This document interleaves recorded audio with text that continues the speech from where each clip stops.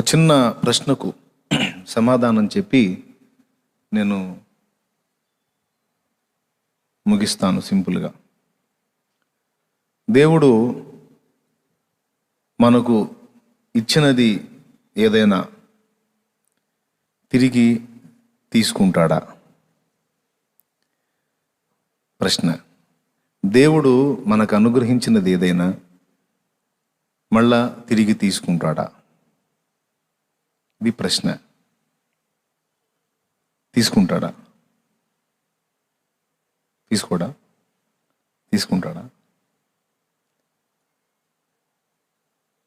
తీసుకోడు. తీసుకుంటే మళ్ళీ ఆయన తేడా అవుతాడు కదా.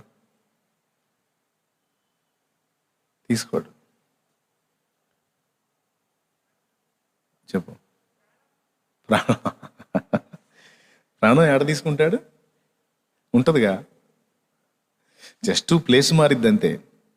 ప్రాణం మన శరీరంలో నుండి వేరు చేసినా మళ్ళా మహిమ శరీరంలో ఉంచుతాడు కదా జీవాత్మని.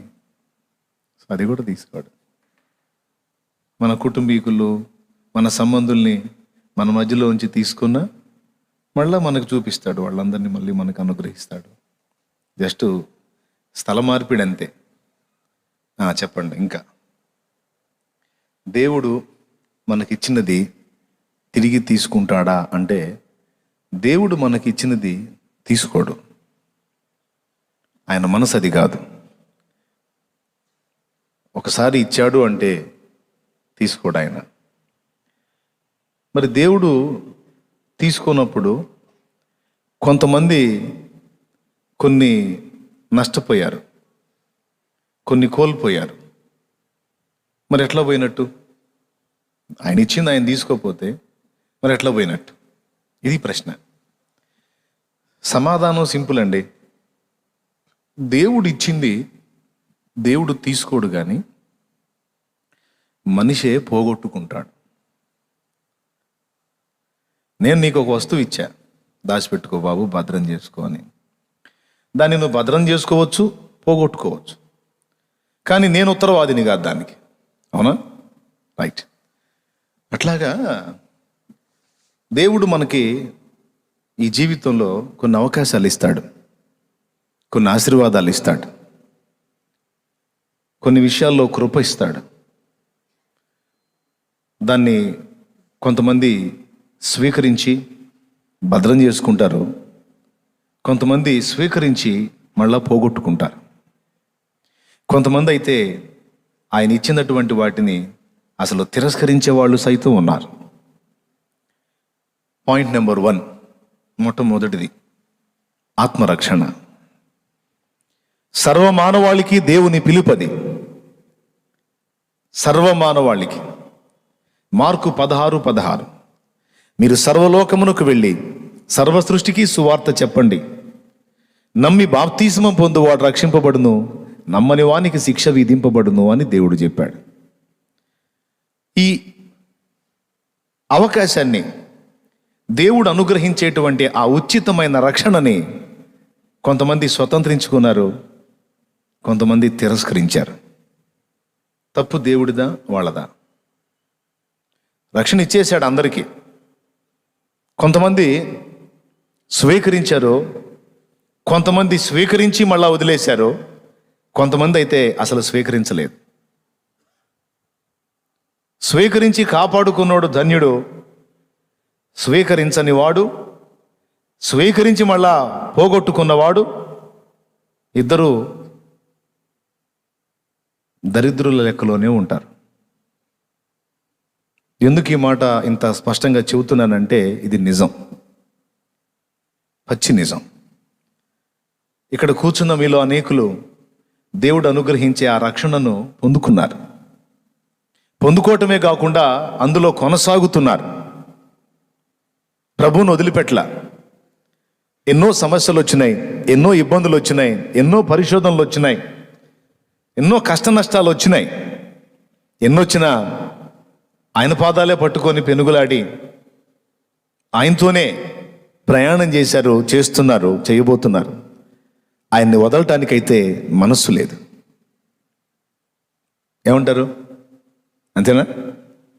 కానీ కొంతమందిని చూశాను నేను, వాళ్ళు దేవుడు అనుగ్రహించే రక్షణను పొందారు, కానీ పోగొట్టుకున్నారు. యేసునందే నాకు రక్షణ, నా పాపముల కొరకు యేసు చనిపోయి తిరిగి లేచాడు, యేసు త్వరలో రాబోతున్నాడు అని నమ్మి బాప్తిస్మం పొంది యేసు ప్రభుని కొంతకాలం వెంబడించి కూడా గారడి వాడైన సీమోన్ లాగా కొంతమంది తప్పిపోయారు, పోగొట్టుకున్నారు. నేను చూశాను కొంతమందిని. యేసే నిజరక్షకుడని నమ్మి రక్షణ పొందిన వాడు ఒకడు, తరువాత నాకు యేసు అక్కరలేదు, నాకు వేరేది కావాలని వెళ్ళిపోయిన ఒకడిని చూశాను నేను. అప్పుడు అనుకున్నాను, రక్షణ పొంది రక్షణలో కొనసాగే వాళ్ళు, రక్షణ కాపాడుకునే వాళ్ళు కొందరైతే, రక్షణ పొంది కూడా దాన్ని పోగొట్టుకునే వాళ్ళు మరికొందరు అని గుర్తించాను.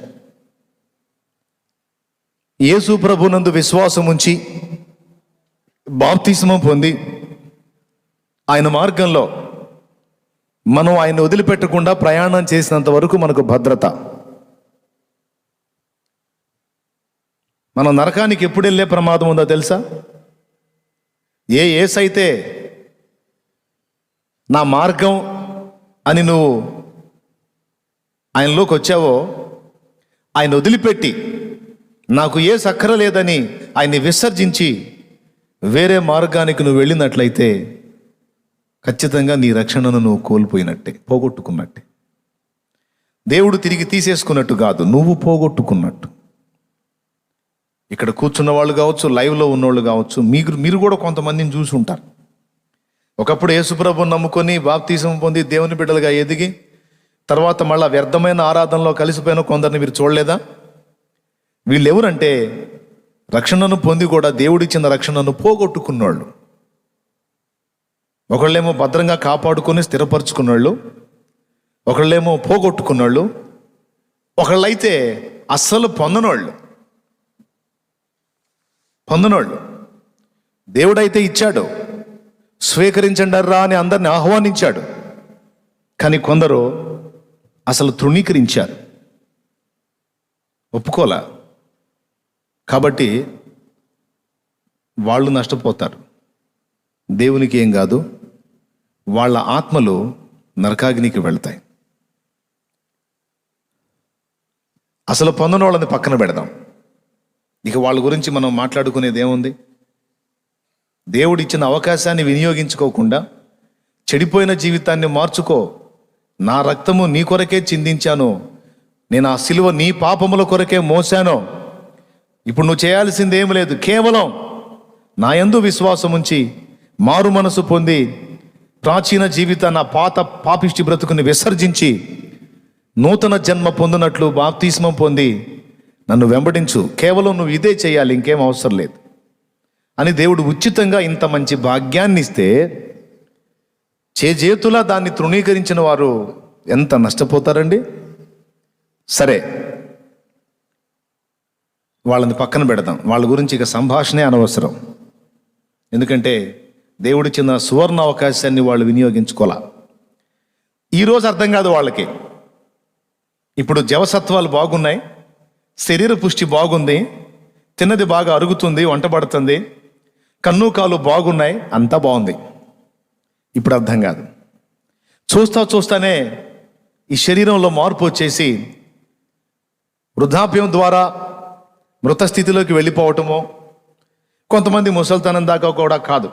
ఏం అవసరం లేదండి, ఏం అవసరంలా. ఆవగింజ తెలుసా? ఆవగింజంత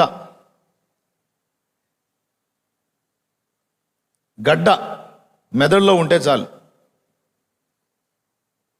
ఆవగింజంత గడ్డ మెదడులో ఉంటే చాలు, స్టార్ట్ అయింది కౌంటర్.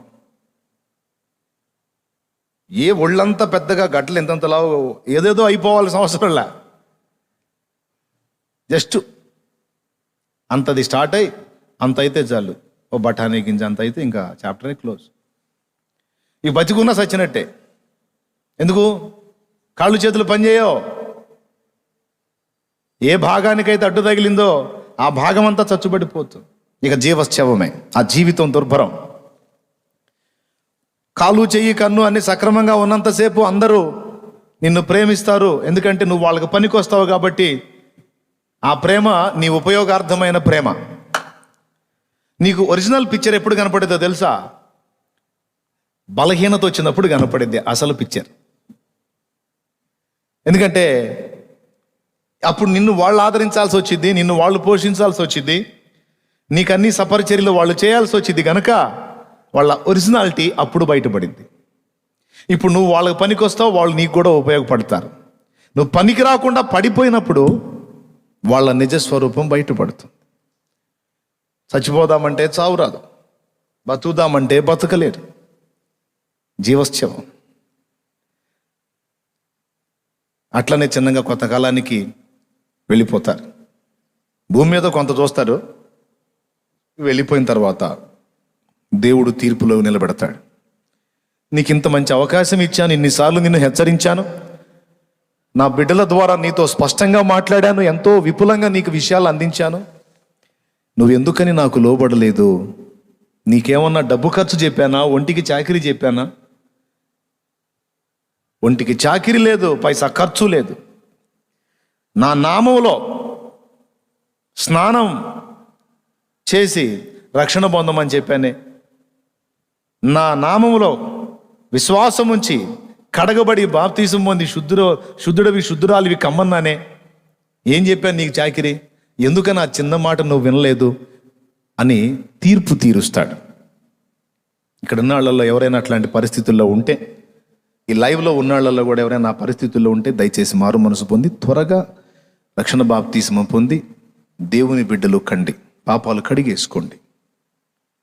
అయిపోయింది. ఇక దాన్ని పక్కన పెట్టేస్తాను, ఇంక నేను ఎత్తను దాన్ని. నా ధర్మం చెప్పాలి, చెప్పా. ఇక వినకపోతే నీ కర్మం, నా సంబంధం లేదు. నేనే వచ్చి నీ కాళ్ళు పట్టుకుని ఏడిసేది లేదు, నిన్ను బతిమలాడేది లేదు. అసలు నువ్వు ఎక్కడున్నావో ఏం చేస్తున్నావో కూడా నాకు తెలియదు.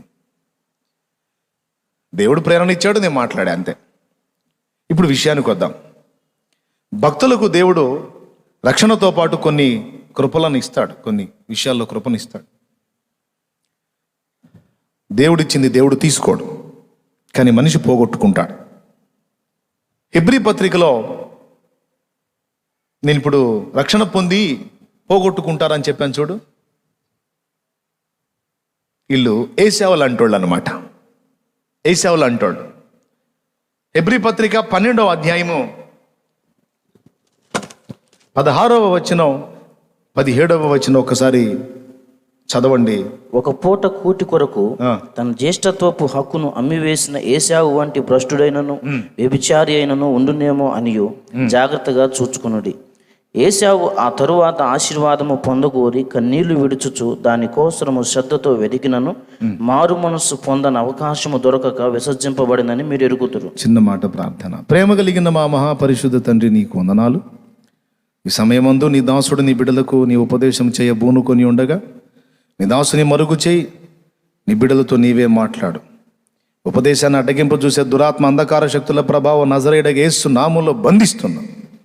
నీ కాపుదల ప్రసాదించి పూర్తిగా నీ పరిశుద్ధాత్మ నడిపింపులో నీ బిడ్డలందరితో నీవే మాట్లాడి మహిమ పొందమని యేసుక్రీస్తు గొప్ప నామములో ప్రార్థించి స్తుతించి వేడుచున్నాం తండ్రి. ఆమేన్, ఆమేన్. జ్యేష్ఠత్వం ఎవరు పొందాలని దేవుడు అనుకున్నాడండి? యాకోబా, ఏశావా? ఒకవేళ యాకోబే పొందాలని దేవుడు అనుకుంటే యాకోబునే ముందు పుట్టించేవాడు కదా. కానీ ఎవరిని ముందు పుట్టించాడు? రెబెకాకి 2 కొడుకులు కవలలో. ఒకడు ఏశావు, రెండో వాడు యాకోబు. అవునా? ఇప్పుడు ఎవరు జ్యేష్ఠుడు కావాలనేది దేవుని ఆలోచన. ఆ ఆలోచనను బట్టి ఎవరిని ముందు జన్మించేటట్టు చేశాడు? ఏశావునే. జ్యేష్ఠత్వపు భాగ్యాన్ని ఏశావుకి దేవుడు అనుగ్రహించాడు. కానీ ఏశావు ఏం చేశాడు? దేవుడు అనుగ్రహించిన ఆ జ్యేష్ఠత్వం, దాని యొక్క విలువ ఏశావు గుర్తించలా. స్తోత్రం చెప్పండి ఒకసారి, గట్టిగా గట్టిగా చెప్పాలి అందరూ. ఏశావు గుర్తించలా, యాకోబు గుర్తించాడు. జ్యేష్ఠత్వపు హక్కు అంటే అది తరతరాలకు దీవెనని, దాని ఆశీర్వాద ఫలితం నిత్యత్వ పర్యంతమని ఈ పిచ్చోడు గుర్తించలా. మరి ఏం ఆశించాడు అంటే ఒక పూట కూటి కొరకు, ఈ లోకంలో లోక సంబంధమైన దాని కొరకు ఒక మనిషి వెంపర్లాట అంతటిని కూడా దేవుడు దేంతో పోల్చాడంటే ఒక్క పూట కూటి కొరకు అన్నట్టు పోల్చాడు. ఈ లోకంలో మనం తప్పించి పోరాడేటువంటి, అన్ని బాగుండి పోరాడేది 50 ఏళ్ళేలే. అక్కడి నుంచి ఇక రోగాలమయం 60 నుంచి ఇక అక్కడి నుంచి ఇక ఎందుకు బతకటో సత్యపోయిద్దని డైలాగులు వస్తుంటాయి. గట్టిగా అన్ని బాగుండి లైన్లో ఉండదు ఒక 50. ఆ 50 ఏళ్ళు జీవితాన్ని అమ్మో నేను లాస్ అవుతున్నాను, నేను కోల్పోతున్నాను అని వెంపర్లాడి పొందుకోవటానికి పరితపించేటువంటి సమయం అది. దేవుణ్ణి కూడా పక్కన పెట్టి దేవుడిచ్చేటువంటి ఆశీర్వాదాన్ని కూడా నిర్లక్ష్యం చేసి తుచ్చమైన అభిలాషల కోసం వెంపర్లాడుతూ పరిగెత్తే వాళ్ళని గుర్చి దేవుడు చెప్పిన మాట, వాళ్ళు ఎందుకోసం పరిగెత్తున్నారు తెలుసా? ఏం బావుకుందామని పరిగెత్తున్నారు తెలుసా? ఒక్క పూట కూటి కొరకు. అంటే ఒక మనిషి తన జీవిత కాలంలో దేవుణ్ణి విసర్జించి ప్రాకులాడేటువంటి దాని అంతటిని, అది 50 ఏళ్ళు కానీ 60 ఏళ్ళు కానీ 100 ఏళ్ళు కానీ, దాన్ని మొత్తాన్ని కూడా దేవుడు ఏమన్నాడు తెలుసా?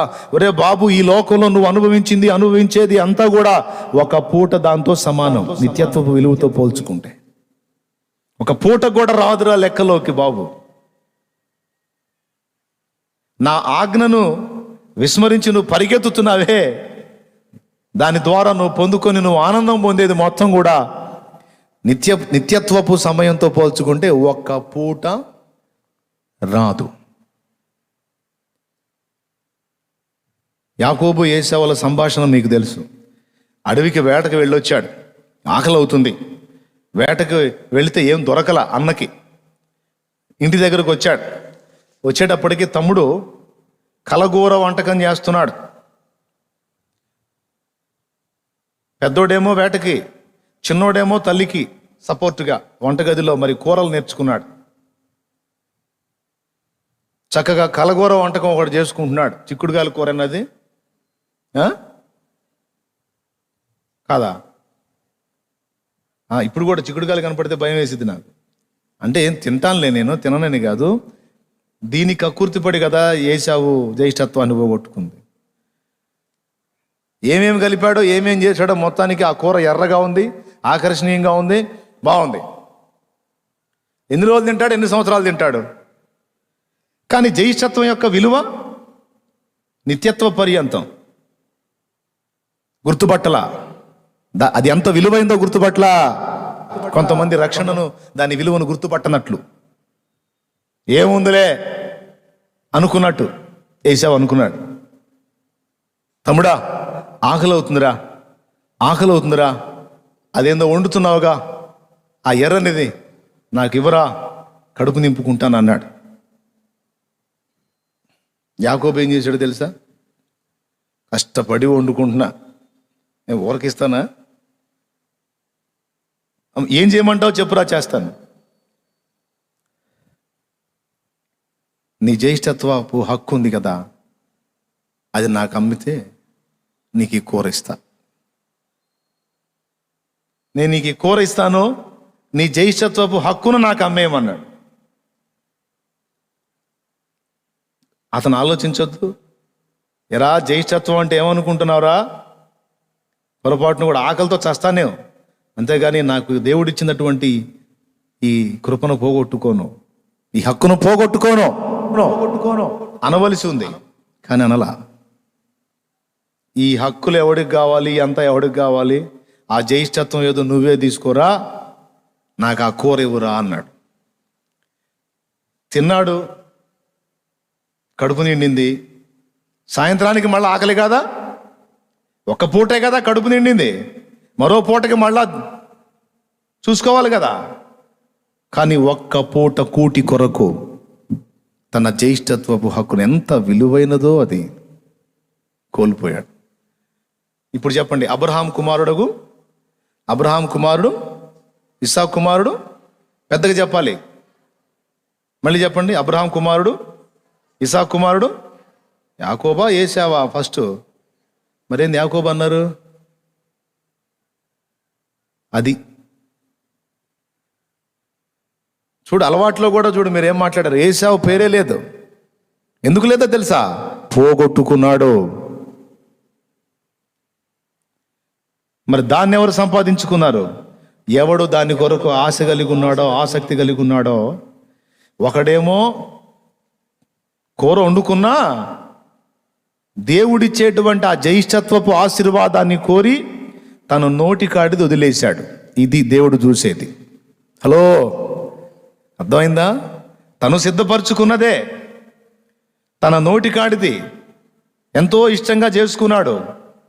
కానీ దానికంటే ఉన్నతంగా దేవుడిచ్చేదాన్ని కోరుకున్నాడు.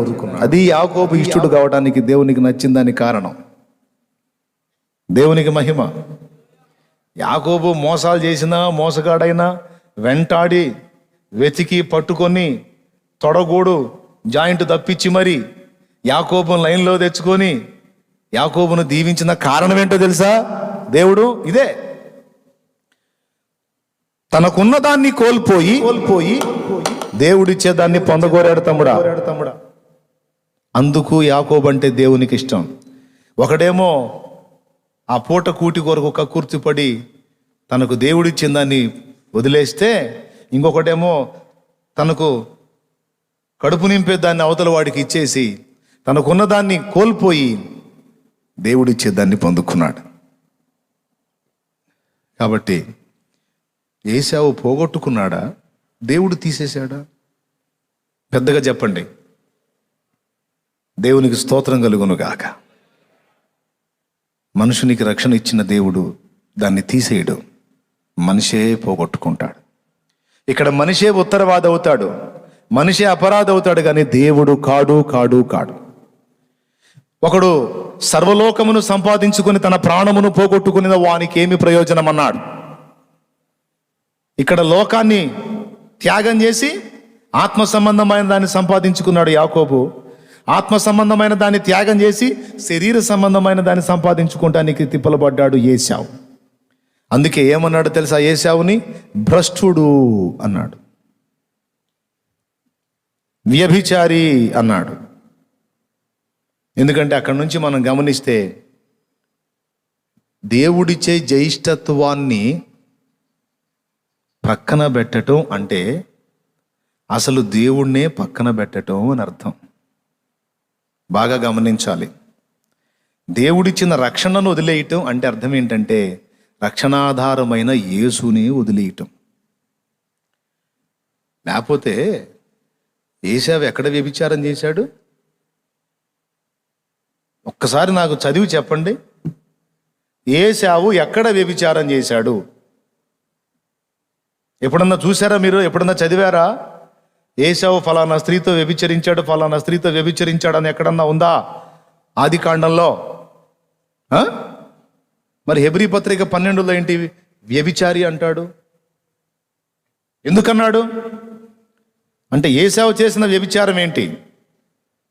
ఏశావు చేసిన వ్యభిచారం మనం అనుకుంటున్నట్టు ఈ ఇహ సంబంధం మనం అనుకునే వ్యభిచారం కాదు. భ్రష్టత్వం అంటే తొలగిపోవుట అంటారు. పదవి భ్రష్టుడు అంటే పదవి నుండి తొలగింపబడినవాడు, పదవి పోగొట్టుకున్నవాడు. రాజ్యభ్రష్టుడు రాజ్యము పోగొట్టుకున్నవాడు. మతభ్రష్టుడు విశ్వాసాన్ని పోగొట్టుకున్నవాడు. భ్రష్టత్వము అనే మాట వచ్చినప్పుడు గుర్తుపెట్టుకోండి, అక్కడ రాసుకోండి.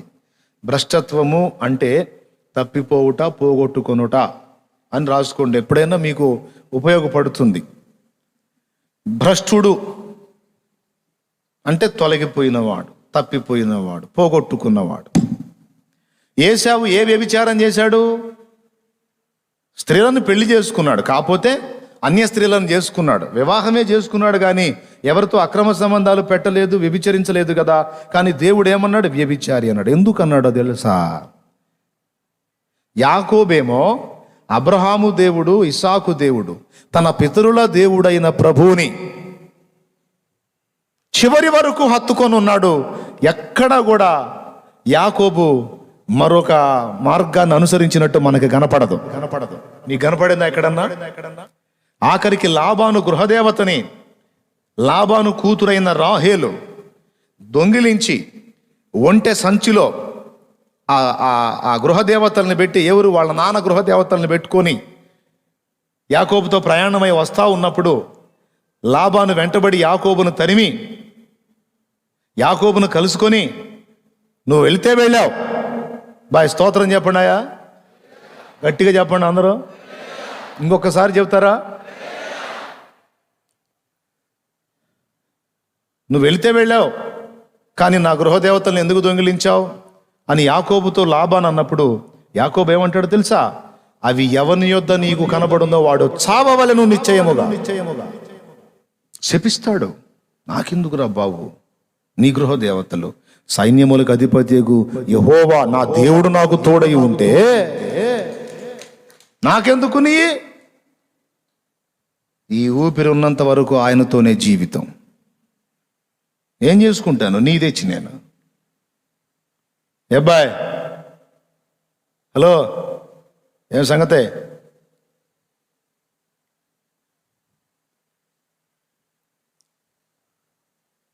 ఎంత రోషంగా ఉన్నాడో చూడు యాకోబు. వదిలాడా దేవుణ్ణి? కానీ ఏశావు అట్లాగా అన్య స్త్రీలను చేసుకొని అన్య మార్గంలోకి వెళ్ళిపోయాడు. అది జరిగింది. అర్థమైందా? జీవము గల దేవుణ్ణి విసర్జించి నిర్జీవమైన వాటి తట్టు తన భార్యలను బట్టి తిరిగిపోయాడు. కాబట్టే ఇశ్రాయేలీయులకు ఏదోమీయులు శత్రువులయ్యారు. అర్థమైందా? ఏదోము అంటే ఏశావు, ఇశ్రాయేలు అంటే యాకోబు. ఏదోమీయులు అంటే ఏశావు సంతతి, ఇశ్రాయేలీయులు అంటే యాకోబు పిల్లలు. యాకోబు పిల్లలేమో దేవుని సంబంధులు అయ్యారు, ఏశావు పిల్లలేమో లోక సంబంధులు, దేవ వ్యతిరేకులు అయ్యారు. కాబట్టే దేవుడు అన్నాడు అన్నమాట, ఒక పూట కూటి కొరకు దేవుడిచ్చే ఆశీర్వాదాన్ని దేవుణ్ణే వదిలేసుకున్న ఏశావు వంటి భ్రష్టుడైనా, అంటే దేవుళ్ళలో నుండి తొలగిపోయిన వాడు, వ్యభిచారి అయినా, అంటే నిజమైన దేవుణ్ణి కాక వ్యర్థమైన వాటితో కలుసుకునేవాడు. ఎంతమందికి అర్థమైంది? నిజమైన దేవుణ్ణి కాక వ్యర్థమైన వాటితో జీవించడానికి ఇష్టపడేటువంటిది ఆత్మీయ వ్యభిచారం. మీలో ఉండునేమో అని జాగ్రత్తగా చూసుకోండి అని చెప్పి, తర్వాత మళ్ళా ఆ ఆశీర్వాదం పొందగోరి ఏశావు ఎంతో శ్రద్ధతో వెతికినను మారు మనసు పొందని అవకాశం దొరకలేదన్నాడు. అంటే దాని అర్థం తెలుసా? భార్యల చేత చిక్కుబడిపోయాడు. ఎట్లనన్నా కానీ మళ్ళా వెనక్కి తిరిగి తన పితరుల దేవుని యొద్దకు వచ్చి మళ్ళా ఆయనతో సమాధాన పడదామని ఎన్నో మార్లు ప్రయత్నం చేసి కొన్నిసార్లు ఏడ్చుకున్నాడట. మా తాత మొక్కింది ప్రభువుకి, మా నాన్న మొక్కింది ప్రభువుకి, నేను కూడా నా యవన ప్రాయ పర్యంతం మొక్కింది ఆయనకే. ఇప్పుడు నేను భ్రష్టుణ్ణైపోయాను. అయ్యో, నేను మార్పు చెందాలి, మారు మనసు పొందాలి, నేను ప్రభు వైపు తిరగాలి, నా పితరుల దేవుడైన యెహోవా వైపు నేను తిరగాలి అని ఎన్నోసార్లు అనుకున్నాడు. కానీ ఆ ఛాన్స్ అతనికి రాలేదట. ఎందుకో తెలుసా? చిక్కిపోయాడు బంధకాల్లో, చిక్కిపోయాడు సంఖ్యలలో. అది దాని యొక్క వివరణ. ఆ ఆశీర్వాదము పొందగోరి ఎంతో శ్రద్ధతో వెతికినను అని చెప్పి మారు మనసు పొంద అవకాశము దొరకక విసర్జింపబడెను. ఒకవేళ మారు మనసు పొందటం అంటే ఏంటి? మధ్యలో దేవుని వైపు తిరగటం. మధ్యలో ఒకవేళ కనీసం చచ్చేటప్పుడు తిరిగినా తన సంతానం అంతా దేవునిలో ఉండేవాళ్ళు. కానీ జరిగిందా? లేదు. ఏశావు అన్య మార్గంలోనే కన్ను మూశాడు. అందుకే అతని పిల్లలు అన్య దేవతలకు ఆరాధించేవారు అయిపోయారు. చివరికి దేవుని ప్రజలకు వ్యతిరేకులై శత్రువులతో కలిసి వీళ్ళని చంపటానికి ఇష్టపడ్డారు. ఏదోమీయులు. చూడండి ఎంత పొరపాటు పడ్డాడో చూడండి ఏశావు, ఎంత బుద్ధిహీనమైన అడిగేశాడో చూడండి ఏశావు. దేవుణ్ణే వదిలేసుకున్నాడండి. అంటే దేవుని విలువలు గుర్తెరగాలి, రక్షణ విలువలు గుర్తెరగాలి, దేవుడిచ్చేటువంటి ఆశీర్వాదపు విలువలు గుర్తెరగాలి. ఆ విలువలు తెలియని వాడు పోగొట్టుకుంటాడు. మనం ఏదో పైన ఉండకూడదు. మనం ఎంత విలువైంది పొందుకున్నామో, మనం పొందింది ఎంత శ్రేష్టమైందో, రేపు దేవుడు మనకి ఇవ్వబోతున్న స్వాస్థ్యం ఎంత గొప్పదో మనం గుర్తుబట్టి ఉండాలి. లేకపోతే మనం కూడా పోగొట్టుకొని భ్రష్టత్వంలోకి వెళ్ళే అవకాశం ఉంటుంది. ఒకటే ప్రార్థన ఉండాలి, దేవా ఆ పరిస్థితి నాకు వచ్చేది ఉంటే అది రాక మునిపే నా ప్రాణం తీయ్యా అని ప్రార్థన చేయాలి. నిన్ను వదిలి నేను భ్రష్టున్నైపోయే ప్రమాదం ఉంటే నా జీవితంలో అది రాక మునిపే నా ఊపిరి ప్రభువా, నా ప్రాణం నీతోనే అంకితం నాయన అని ప్రార్థన చేయాలి. అప్పుడు ఆయనలో స్థిరంగా మనం ఉండగలుగుతాం. పట్టుకుంటాడు అట్లా. Praise the lord. ఎంత చిన్న విషయంలో ఎంత సింపుల్గా జారి పోగొట్టుకున్నాడో చూడండి. ఆశీర్వాదం, జ్యేష్ఠత్వపు ఆశీర్వాదం ఎవడు పొందాడో దీవెనలు కూడా వానికే దక్కాయి. తండ్రి ఆశీర్వాదాలు ఎవరికి దక్కాయి? యాకోబుకే దక్కాయి. విషయం ఏంటంటే, జ్యేష్ఠత్వము అంటే ఇప్పుడు మన పరిభాషలో చెప్పాలంటే మన జ్యేష్ఠుడు యేసు. ఏసే మన జ్యేష్ఠత్వం, ఏసే మన జ్యేష్ఠ భాగస్వామి. యేసు అనే ఆశీర్వాదాన్ని, యేసు అనే జ్యేష్ఠత్వాన్ని, యేసు అనే మన జ్యేష్ఠ భాగస్వామిని మనం కానీ కలిగి ఉంటే ఇక దీవెనలు మన నెత్తి మీద ఉంటాయి. ఆశీర్వాద కారకుడు మనతో ఉన్నట్టయితే ఇక దీవెనలన్నీ ఎవరికి? అబ్బా, నేను అందుకే 100 సార్లు మొత్తుకొని చెప్పేది, యేసయ్య ఒక్కడిని నువ్వు కలిగి ఉంటే చాలు, దీవెనలన్నీ నీవే అని చెబుతాను నేను. దీవెనల మూట, ఆశీర్వాదాల మూట యేసు. హల్లెలూయా, హల్లెలూయా. ఆయన ఒక్కడు ఉంటే చాలు. అందుకే లోకం మొత్తం నష్టపోయినా నువ్వు బాధపడద్దు, యేసయ్యను మాత్రం నష్టపోవద్దు.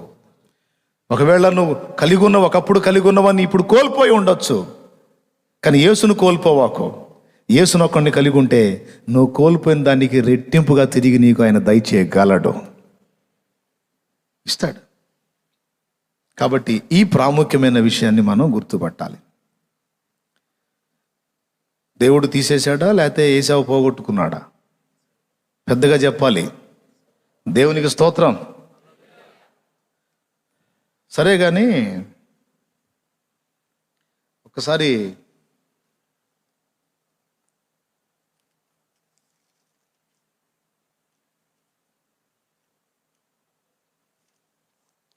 ఒక చిన్న వచనం చూపిస్తాను చూడండి.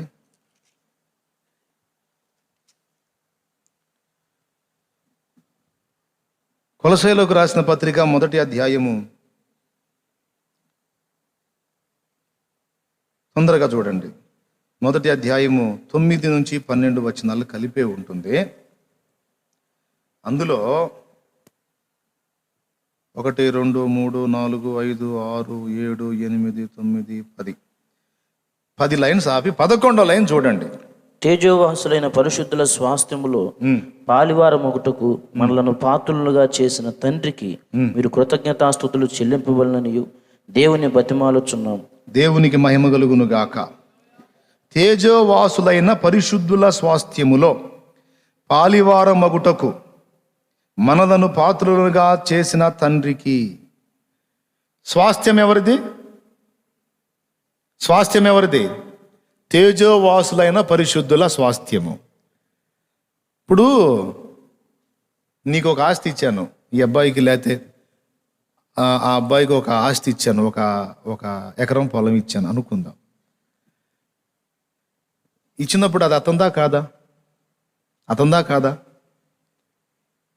అతనికి ఇచ్చిన దానిలో మళ్ళీ ఇతన్ని పోయి దాన్ని నువ్వు స్వతంత్రించుకో, అందులో నువ్వు భాగం పొందు అని నేను పంపిస్తే అది రైటా రాంగా? పెద్దగా చెప్పాలి. అది రైటా రాంగ్? వామ్మో ఏంది ఎవరు నోరు తెరవట్లేదు, నేను చెప్పేది వినపడట్లేదా, లేకపోతే మీరు షో చేస్తున్నారా నా ముందు, అసలు మాకే మాటలు రావన్నట్టు. నోరు తెరవండి, లేకపోతే ఆ మాస్కులు దెబ్బ వినపడట్లేదా? పెద్దగా అరవండి, మీకు దండం పెడతాను. కొంతమంది నా ముందు మహా యాక్షన్ చేస్తుంటారు. అసలు మామూలుగానేమో స్పీకర్లో బజార్లో చూడ అని గందరగోళంగా అరుతుంటారు. నా దగ్గర మాత్రం అన్నయ్య వందనాలు అన్నయ్య అని అంటారు. అట్లా ఏం చేయట్లేదు కదా, మరి అరవండి. ఇప్పుడు నీకు 1 ఎకరం పొలం ఇచ్చి తర్వాత ఈ అబ్బాయిని పంపించి ఇతనికి అన్నాను అనుకో, అది తప్పా ఒప్పా? మరి తేజోవాసులైన పరిశుద్ధుల స్వాస్థ్యంలో మనల్ని చేర్చటం ఏంటి? స్వాస్థ్యం అంటే ఏంది? ఆస్తి నాది. పితరుల స్వాస్థ్యం అంటే పితరుల నుండి సంక్రమించింది. పరిశుద్ధుల స్వాస్థ్యం అంటే వాళ్ళది. అది వాళ్ళ దానిలో మనల్ని పాలివారణగా చేయటం ఏంటి? ఇప్పుడు వాళ్ళకి ఇచ్చేశాడండి, మళ్ళీ మనల్ని చేర్చడం ఏంటి అందులో? కానీ చేరుస్తున్నాడట. ఏమిటది అంటే, పరలోకంలో ఉన్న తేజోవాసులైన పరిశుద్ధులందరిలో కొంతమంది వాళ్ళకి దేవుడు అనుగ్రహించినటువంటి స్వాస్థ్యమును పోగొట్టుకున్నారు. వింటున్నారా? దేవుడు వాళ్ళని ఆశీర్వదించి అనుగ్రహించినటువంటి స్వాస్థ్యము వాళ్ళు పోగొట్టుకున్నారు. ఆ పోగొట్టుకున్నది ఏదైతే ఉందో దాన్ని దేవుడు భూమి మీద నుండి తీయబడేటువంటి మనకు అనుగ్రహించాడు. ఇంకా దాంతోపాటు ఇంకా ఉన్నతమైన స్థితిని కూడా అనుగ్రహించాడు. దేవునికి మహిమ కలుగును గాక. ఒక్కసారి హన్నా ప్రవచనాన్ని చూడండి. సమూయేలు మొదటి గ్రంథము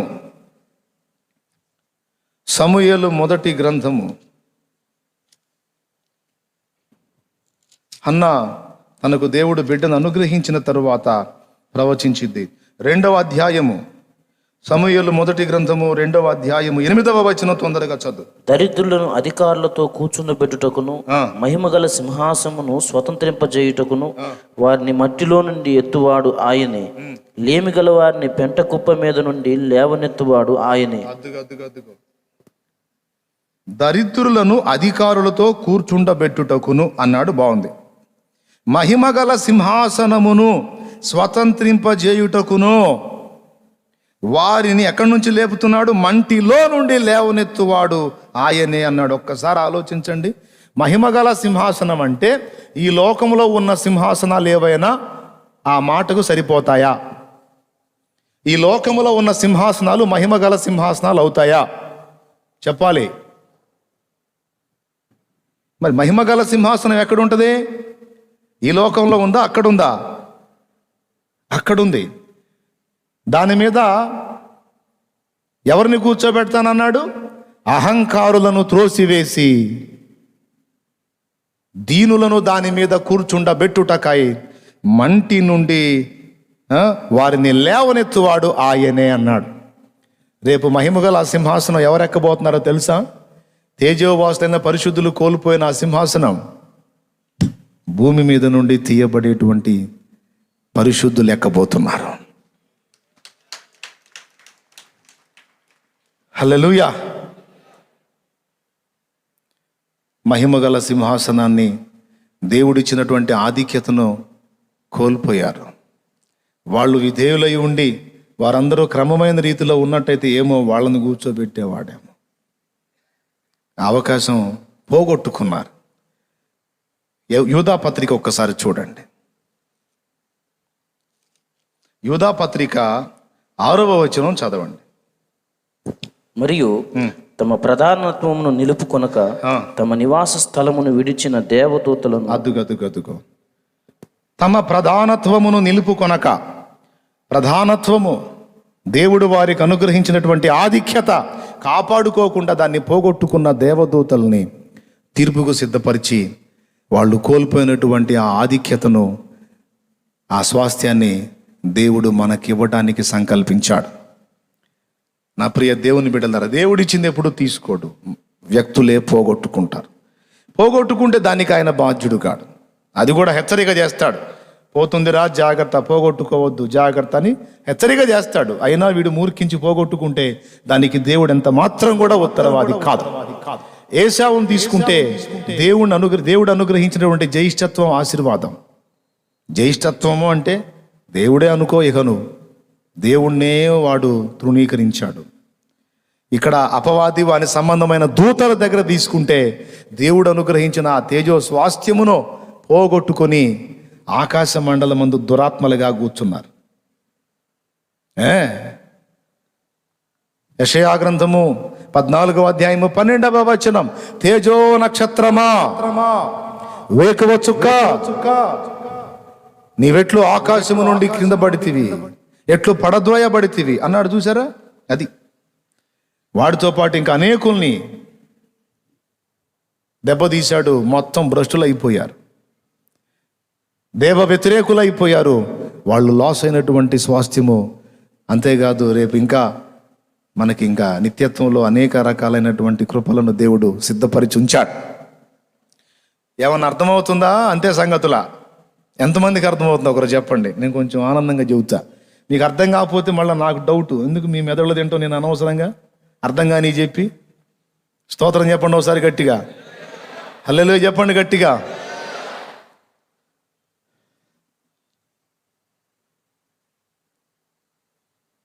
మనల్ని అందులో చేరుస్తున్నాడు. అందులో ఉన్నోళ్ళేమో లాస్ అయ్యారు. వాళ్ళు పోగొట్టుకున్నారు కాబట్టి, వాళ్ళు దాన్ని తిరస్కరించారు, తృణీకరించారు కాబట్టి. ఇప్పుడు నేను ఈ అబ్బాయికి ప్రేమతో ఉంగరం ఇచ్చానండి, గౌరవించి దాచిపెట్టుకుంటే ఏం లేదు, నాకెందుకు ఇది అని అటు పడేశాడు అనుకో, నాకేమైద్ది? ఆత్మలో మండిద్ది. మండినప్పుడు ఏం చేస్తాను? పనికి మాలినోడా, నిన్ను ప్రేమించి నేను ఇంత విలువైన వస్తువు నీకు ఇస్తే ఇంత తృణీకరిస్తావా అని దాన్ని తీసి పొందదగిన వాని చేతిలో పెడతా. అట్లాగా నా ప్రియమైన దేవుని బిడ్డలారా, ఏశావు పోగొట్టుకున్నదేమో యాకోబు పొందాడు. దేవుణ్ణి తృణీకరించిన వాడు పోగొట్టుకుంది, దేవుణ్ణి ప్రేమించిన వాడు పొందాడు. అలాగే దేవుడిచ్చిన దాన్ని తిరస్కరించినటువంటి వాళ్ళు పోగొట్టుకున్నదేమో ఈ వ్యతిరేక ప్రపంచంలో ఉండి దేవుడే కావాలని కోరుకున్న ఈ మట్టి మనుషులకు ఆ మహిమ సింహాసనం రెడీ చేసి పెట్టాడు. ఓకేనా? సౌలు పోగొట్టుకున్న కృపని దావీదు పొందాడు. సౌలు పోగొట్టుకున్నాడా లేదా?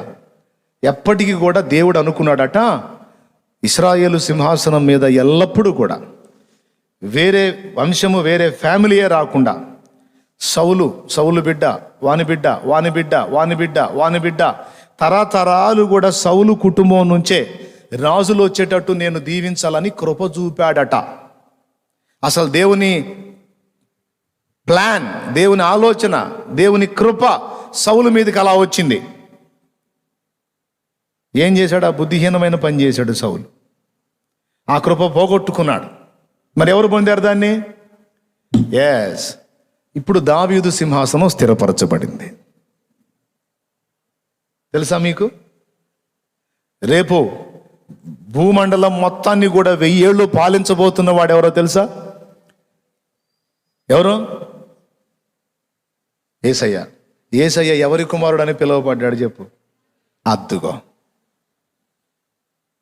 దావీదు వంశంలో నుండి ఇశ్రాయేలు రాజులు వచ్చారు, యూదా రాజులు వచ్చారు. దావీదు వంశంలో నుండి వచ్చారా? తర్వాత రేపు 1000 ఏళ్ల పాలనలో పరిపాలించే నజరేయుడగు యేసు కూడా దావీదు కుమారుడనే పిలువబడ్డాడు. ఇప్పుడు దేవుడిచ్చిన ఆ కృప దావీదుకేమో శాశ్వత కాలం స్థిరపరచబడింది. శాశ్వతమైన కృపను నీకు ఇస్తున్నానని వాగ్దానం చేశాడు, పొందేసుకున్నాడు దావీదు. పోగొట్టుకోలా, సౌలు పోగొట్టుకున్నాడు. ఎందుకు ఈ మాటలు చెప్తున్నానో అర్థం చేసుకోండి.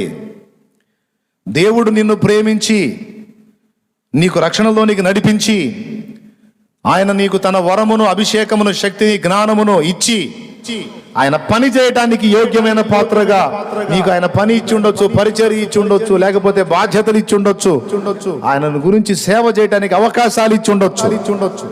కొంతమంది దీనివల్ల నాకే ప్రయోజనం, క్షణం తీరిక లేదు, దమ్మిడి ఆదాయం లేదు అనుకొని దాన్ని తృణీకరించినందున, వాళ్ళు దాన్ని పోగొట్టుకున్నందున ఇతరులు దాన్ని పొందుకుంటారు, వీళ్ళేమో దాని విషయంలో దరిద్రులుగా ఉంటారు. పోగొట్టుకోవద్దు. స్త్రీలు కానీ పురుషులు కానీ నీకు ఏ కృప దేవుడు ఇచ్చాడో, ఏ విషయంలో ఆయన పని కొరకు నిన్ను నియమించుకున్నాడో ఆ పని నమ్మకంగా నెరవేర్చు. అప్పుడు ఇంకా అధిక కృప పొందుతావు. ఏముంది దీనివల్ల నాకు? ఇప్పుడు నిన్న అనంగా వచ్చి ఆ టెంట్లన్నీ వేశారండి, వాళ్ళు పరిచర్య చేశారు. కొంతమంది ఎవరు రాలా పాపం, వాళ్ళు వచ్చి వేశారు అనుకుందాం. అంటే రమ్మంటే వస్తారు, కానీ వాళ్ళ బాధ్యత అది, అంతవరకు చేశారు. నేను అనుకుంటాను, అసలు వీళ్ళకి ఏంది, ఒకసారన్నా ఎగ్గొడితే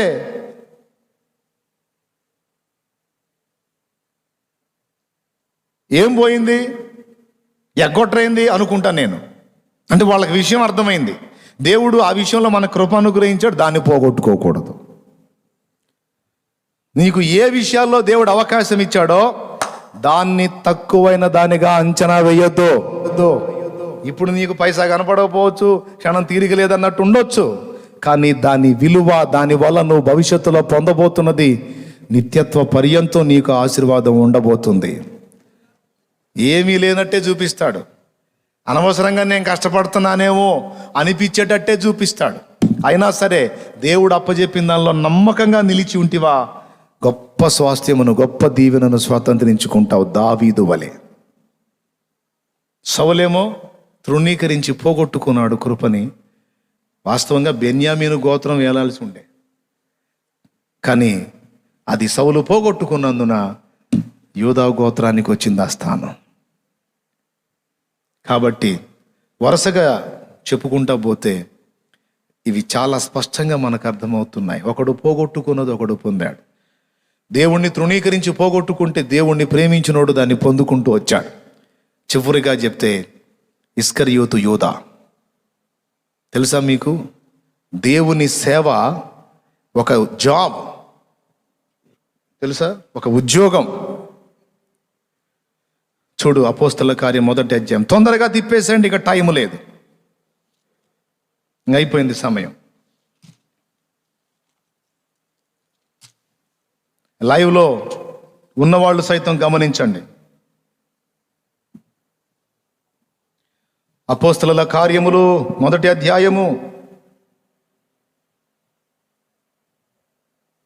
16వ వచనం నుంచి త్వరగా. సహోదరులారా, యేసును పట్టుకుని వారికి త్రోవ చూపిన యూదాను గూర్చి పరిశుద్ధాత్మ దావీదు ద్వారా పూర్వం పలికిన లేఖనము నెరవేరవలసి ఉండెను. అతడు మనలో ఒకడుగా ఎంచబడిన వాడై ఈ పరిచర్లో పాలు పొందెను. ఈ యూదా ద్రోహము వలన సంపాదించిన రోగలనిచ్చి ఒక పొలము కొనెను. అతడు తల క్రిందుగా పడి నడిమికి బ్రద్దలైనందున అతను. ఇక అంతా యూదాను గురించి వర్ణించి 20వ వచనం చదువు. అతని ఇల్లు పాడైపోవును గాక, దానిలో ఎవరినూ కాపురం ఉండకపోవును గాక, అతని ఉద్యోగము వేరొకడు తీసుకొను గాక అని కీర్తనల గ్రంథంలో వ్రాయబడి ఉన్నది. అద్దుకో, అతని ఉద్యోగము వేరొకడు తీసుకొనును గాక. ఏమండే, హలో, భూమి మీద ఉద్యోగం రాలేదని ఫీల్ అవుతున్నావా? భూమి మీద కష్టపడి చదివా, ఏ జాబు లేదని ఫీల్ అవుతున్నావా? ఈ ఉద్యోగాలన్నీ కూడా దేవుడు అనుగ్రహించే ఉద్యోగంతో సాటి రావు. మహోన్నతుని జాబ్, మహోన్నతుని ఉద్యోగము, దేవుడు అనుగ్రహించే ఉద్యోగంతో ఏది సాటి రాదో. కొందరు అనుకుంటారు సేవ చేసేవాళ్ళు ఖాళీగా బ్రతుకుతారు, వాళ్ళు ఊరికనే ఏమీ చెయ్యకయే పొందగోరతారు అని కొందరు అనుకుంటారు. అది పిచ్చి తెలివి నాయన. దైవ సేవ దేవుడు అనుగ్రహించిన ఉద్యోగము. చప్పట్లు కొట్టాలనిపించట్లేదా? ఎవరు అనుగ్రహించిన ఉద్యోగం? ఏ ప్రభుత్వం? ఇప్పుడు మీరు ఒక మాట నాకు చెప్పండి, ప్రైవేట్ జాబ్ ఇష్టపడతారా, గవర్నమెంట్ జాబ్ ఇష్టపడతారా? ఎందుకని? గవర్నమెంట్ జాబ్ అంటే అచ్చ తెలుగులో ఏమంటారు? ప్రభుత్వోద్యోగం. ప్రభుత్వ ఉద్యోగం. అసలు ప్రభుత్వోద్యోగం అయితే ఇంకంతా ప్రభుత్వమే చూసుకుంటుంది. ప్రయాణ ఖర్చులు, హాస్పిటల్ ఖర్చులు, అబ్బో ఇక మామూలుగా ఉంటుంది. ఏంది ఏదైనా సరే అన్నీ ప్రభుత్వమే చూసుకుంటుంది. ఇల్లు కట్టుకోవాలంటే లోన్ ఇస్తుంది. ఏదైనా చెప్పు, ఇక అన్నీ ఉంటాయి సౌకర్యాలు. అవునా? అందుకే అందరూ ప్రభుత్వోద్యోగం కోసం వెంపర్లాడతారు. అయితే దైవ సేవ చేసేవాళ్ళు, దేవుని పరిచర్యలో ఉన్నవాళ్ళు ఏదో ఆ సంచి భుజాన్ని తగిలించుకొని రోడ్డు మీద నడుస్తుంటే పని పాటలేని బికారోడా అనుకుంటారు ఈ బికారులు. ఓరే బికారి, ఆ మాట అనుకున్న నువ్వు బికారివిరా బాబు. ఆ మాట అనుకునే నీవు బికారివి. భుజాన సువార్త సంచి తగిలించి దేవుని మార్గంలో సాగిపోతూ దేవుని సేవ చేస్తున్న సువార్థికుడు కావచ్చు, కాపరి కావచ్చు. అందరూ కాదండి, కొంతమంది ఉన్నారు, కొంతమంది తేడాగా ఉన్నారు. వాళ్ళు కూడా దేవుని పరిశుద్ధ గ్రంథం చేతబట్టి కొన్ని గృహాలు విజిట్ చేసి వాళ్ళను భయపెట్టి శాపాలు పెడతామని బెదిరించి అచ్చంగా మనీ మైండెడ్గా చేసే వాళ్ళు ఉన్నారు. మనీ మైండెడ్గా గృహాలు వాళ్ళు పర్టికులర్గా అసలు వాళ్ళ సంఘస్థులు కాకపోయినా, వాళ్ళకి చెందిన వాళ్ళు కాకపోయినా, వీళ్ళంతా ఇక్కడ ఉన్న వాళ్ళంతా విశ్వాసులు అని తెలుసుకుని వాళ్ళ ఇళ్ళకి దర్శించి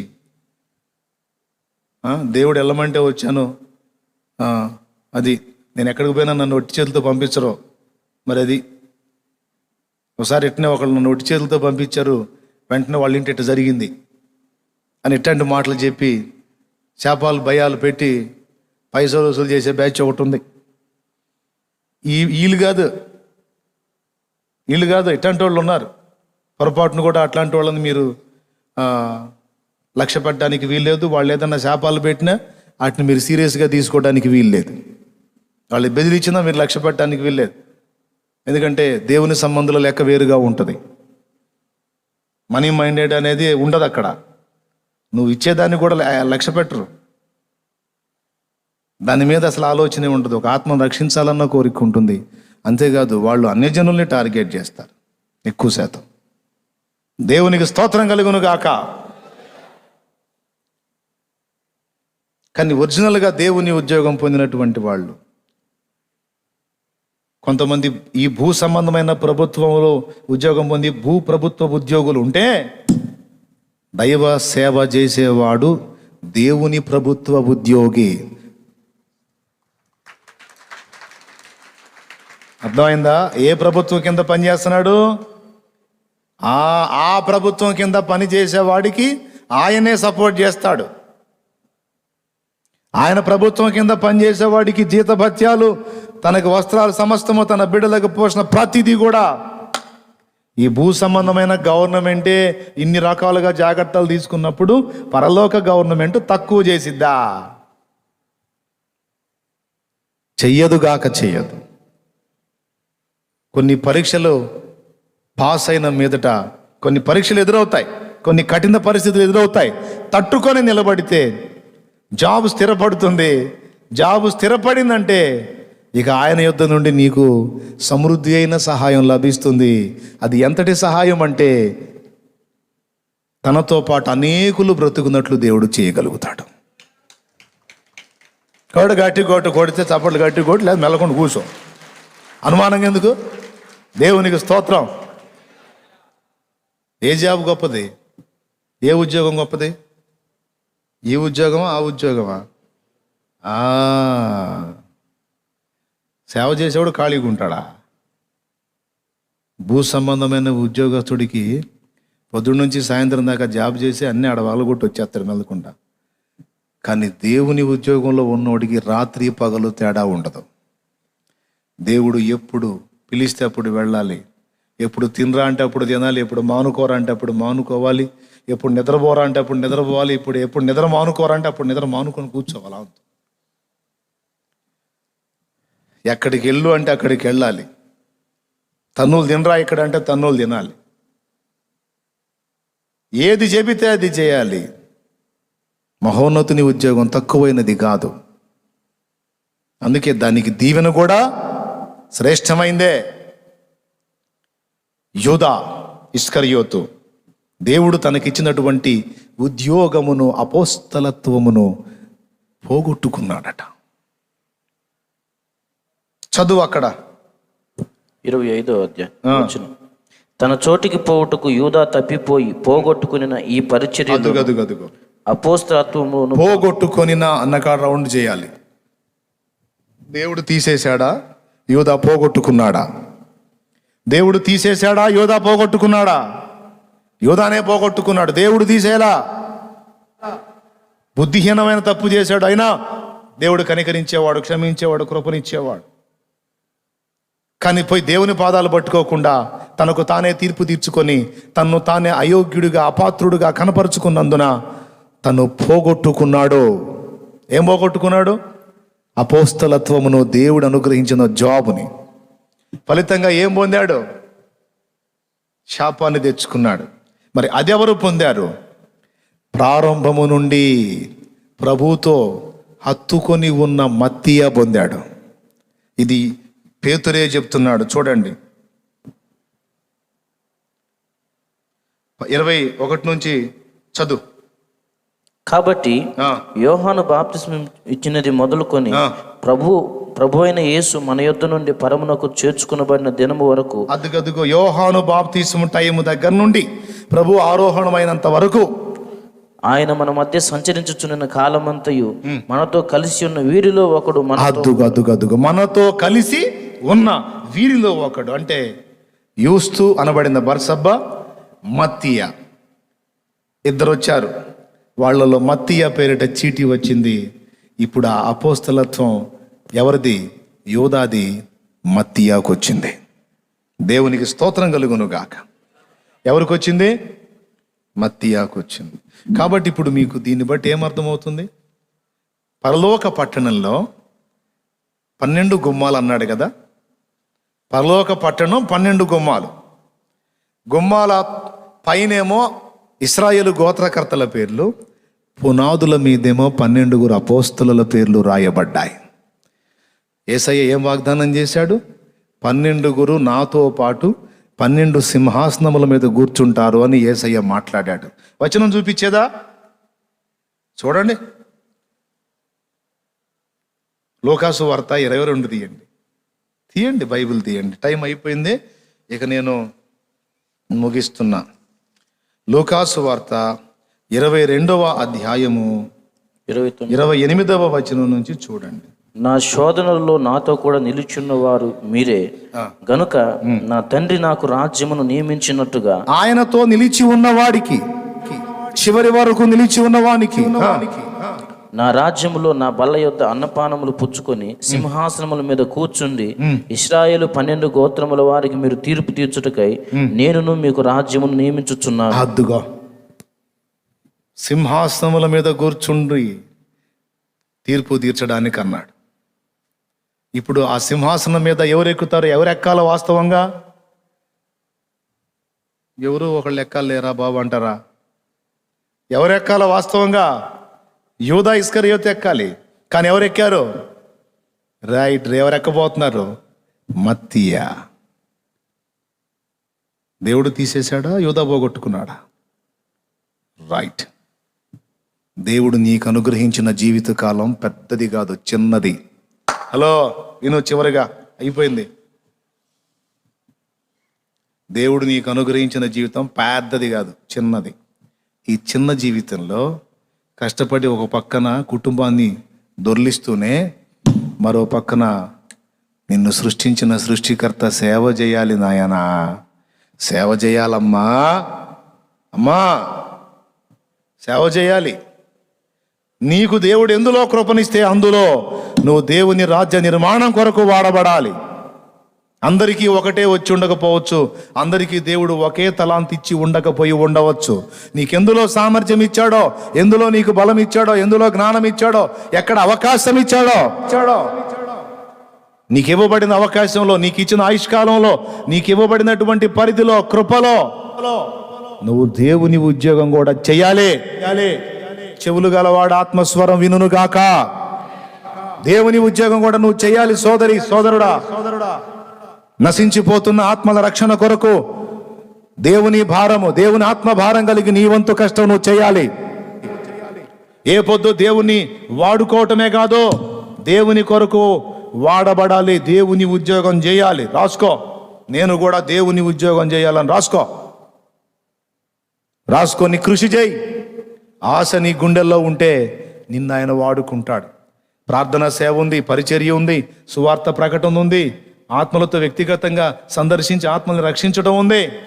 ఎలా నీకు జ్ఞానం ఇస్తే అలా. నీతో కూడా ఉన్న వాళ్ళలో, నువ్వు జాబ్ చేసేవాడు అయితే నీ కొలీగ్స్, నువ్వు కంపెనీలో వర్క్ చేసే వ్యక్తి అయితే నీ తోటి కార్మికులు, నువ్వు పొలంలో వ్యవసాయకురాలు అయితే నీ తోటి వ్యవసాయదారులు, నువ్వు ఏ పని చేసే స్థలంలో కాలేజీ స్టూడెంట్ అయితే నీ తోటి స్టూడెంట్స్. ఎక్కడ నీకు ఛాన్స్ దేవుడిస్తే అక్కడ నువ్వు దేవుని ఉద్యోగం చేయాలి. రేపు సింహాసనం మీద నువ్వు కూడా ఉండాలి. దేవుడు నీకు అవకాశం ఇచ్చి, కృపనిచ్చి, ఆయుష్నిచ్చి, అనుకూల స్థితినిస్తే దాన్నంతా పనికి మాలిన కార్యకలాపాలకు తగలబెట్టి రేపు రిక్తహస్తాలతో నిలబడతావా దేవుని ముందు?